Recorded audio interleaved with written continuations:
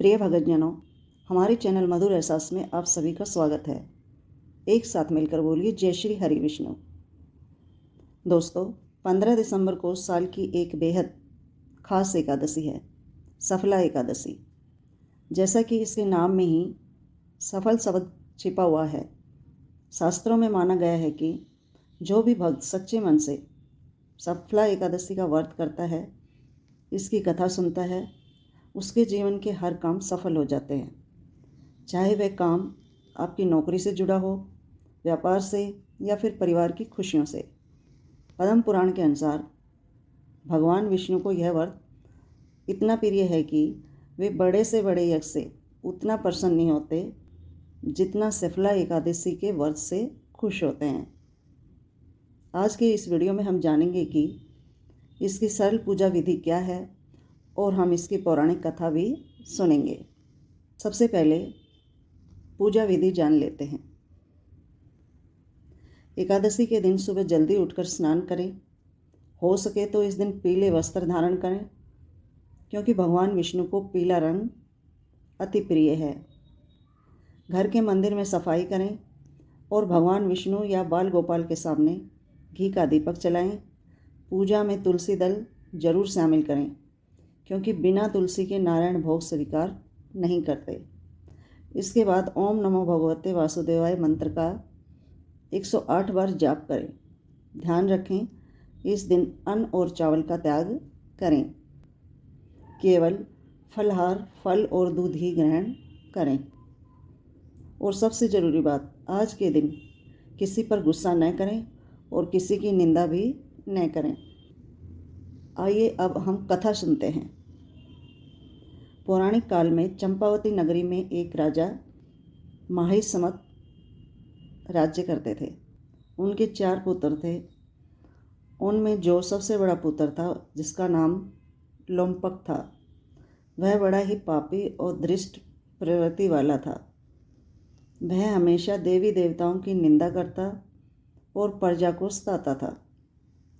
तंग आकर राजा ने उसे देश निकाला दे दिया और जंगल में भेज दिया।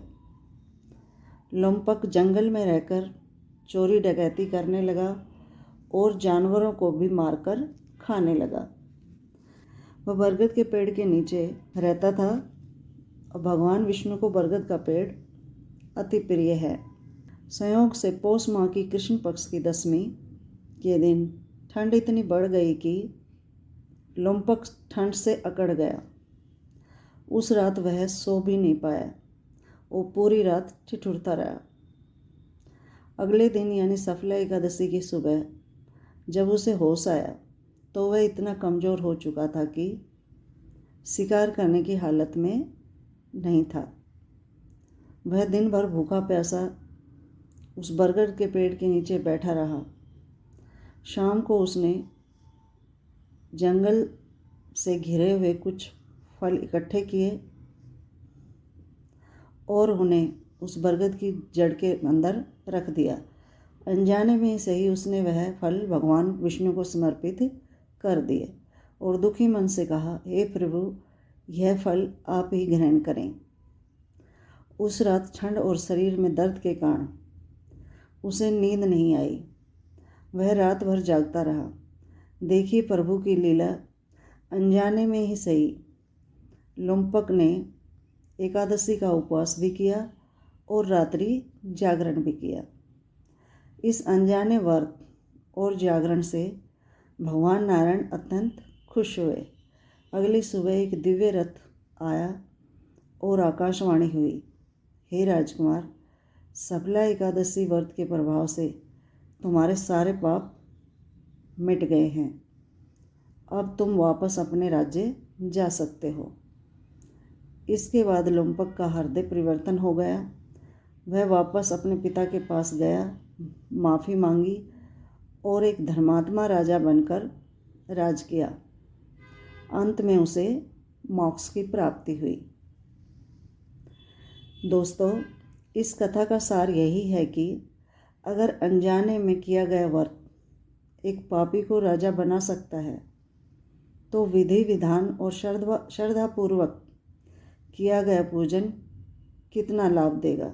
इसलिए 15 दिसंबर सफला एकादशी पर प्रभु विष्णु का ध्यान जरूर करें और हो सके तो व्रत रखें। अगर आपको यह कथा पसंद आई हो तो कमेंट में जय श्री हरि लिखें और वीडियो को लाइक ज़रूर करें।